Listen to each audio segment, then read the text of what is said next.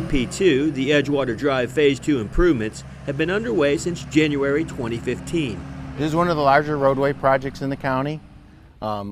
It's about 2 miles of road widening, which is not a big project, but it has 3 new structures on it, so there'll be 3 new bridges. And it's a secondary evacuation route, so it's a very important roadway within the county. Project manager Chuck Kuhn says construction is scheduled for completion by February 2017. According to Kuhns, the length of the project is not dictated by the 2 miles of roadway to be widened, but rather the amount of construction that has to take place around the new road. For this project, the CCU is putting all new utilities from one end of the project to the other. There'll be new gravity sewer, there'll be new force main, new water main, and they're also putting reuse water, which is treated wastewater, and that's going to be available to the parks that are along the corridor for irrigation.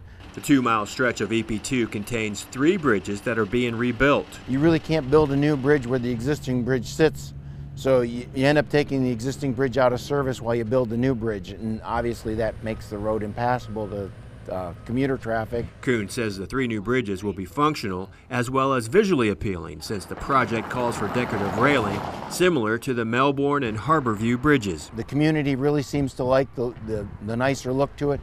Doesn't look quite as much as a highway bridge, and then it does continue to have the residential feel for the roadway. The EP2 project is also helping to educate local elementary school kids. Several kindergarten classes from the Meadow Park Elementary School took field trips to the Spring Lake Park to observe bridge construction and to learn from Charlotte County engineers. There's a big, huge hammer that goes over the top of it, just like when you're hammering in a nail. The students were told before any bridge demolition could happen, the county had to relocate the bats that called the old bridges home. To make this happen, the bats were provided new accommodations in the form of bat houses installed on poles near each bridge. Edgewater Drive is an important secondary hurricane evacuation route and a popular roadway for daily commuters, but during construction, traffic is limited to local traffic. If you live in the corridor, you'll be able to access your house throughout the construction, but the people that drive this corridor for commuting purposes, unfortunately, yes, they have to be detoured. In order to keep the public informed of the progress and potential temporary closures and detours, the county has set up an informational website that can be found at www.goep2.com. That allows people that may not live in the corridor to be able to access and find out what's going on. We have 2 parks. We have the Spring Lake Boat Ramp and we have the Sunrise Park. Sunrise Park has tennis courts, and there's a lot of people that like to take advantage of the facilities. And of course the boat ramp, there's a lot of boaters in our community and they want to be able to use these facilities throughout the construction period. The contractor will, for the most part, be keeping them open for residents to utilize the park facilities. If there are closures necessary to continue to have a safe work zone, it'll be posted on our goep2.com website so people will be well aware of what's going on.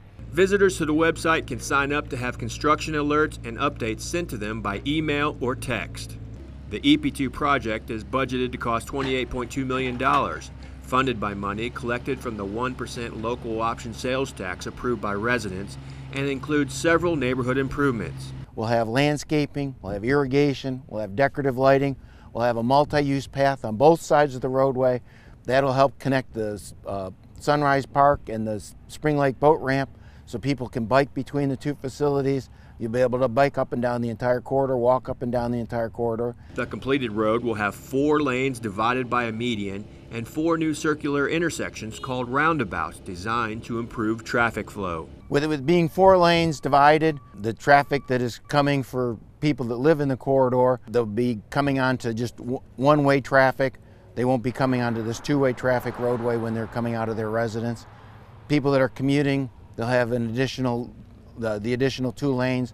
It'll make it easier for them to flow through the area without having to stop for people making turns or entering into their property. While it may be hard to get through this area now because of all the detours and closed roads, when it's finished, Edgewater Drive will be a beautiful residential roadway that serves as a vital link between East and West County.